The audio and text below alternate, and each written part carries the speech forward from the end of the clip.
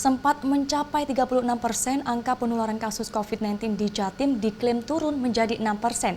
PPKM Mikro dan tingginya pencapaian vaksinasi disertai masifnya testing, tracing, dan treatment diduga menjadi pemicu penurunan angka penularan.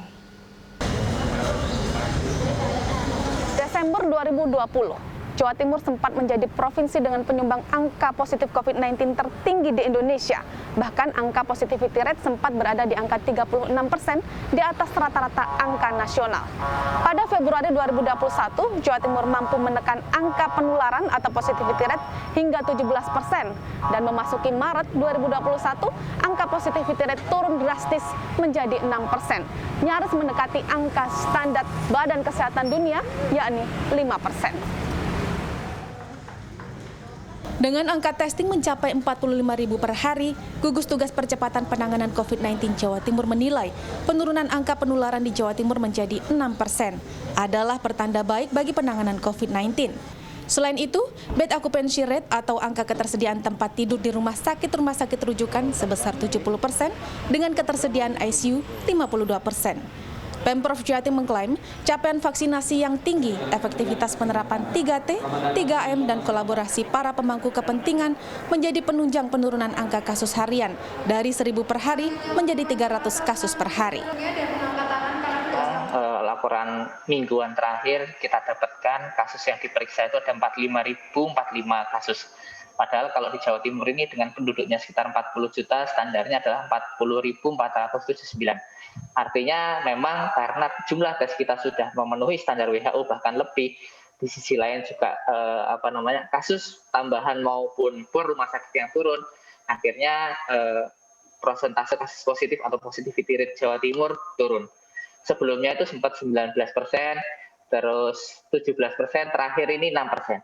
Kalau berdasarkan PPKM Mikro, kita sudah petakan untuk zona merah atau zona dengan 1 RT isinya 10 kasus positif itu tidak ada di Jawa Timur atau dikatakan 0.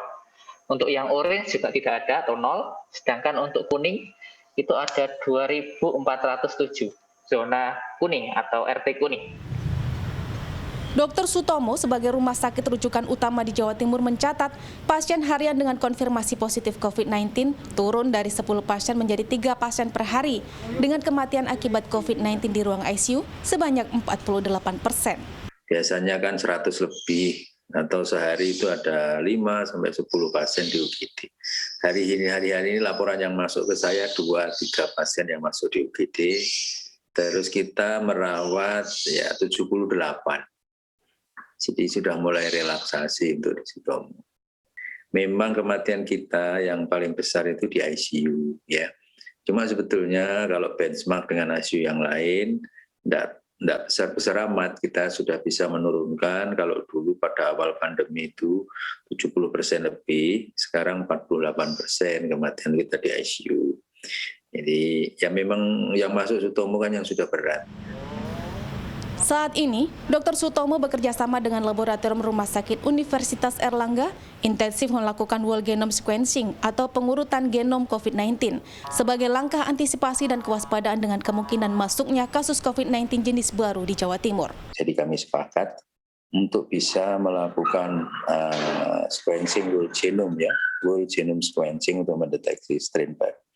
Kalau ada pasien yang datang misalkan dari luar negeri atau klinisnya aneh-aneh, klinisnya tidak wajar, atau dari daerah yang ada kontak eratnya dengan strain baru yang terkenal B117, kita bisa di UNER bisa melakukan whole genome sequencing, nanti bisa kita periksa bareng-bareng. Direktur Utama Rumah Sakit Dr. Sutomo berharap relaksasi yang sudah terjadi di seluruh rumah sakit rujukan di Jawa Timur dapat dipertahankan dengan peningkatan testing, tracing, treatment, dan pengawasan terhadap disiplin protokol kesehatan. Eka Rima, Miki Peresia, Surabaya, Jawa Timur.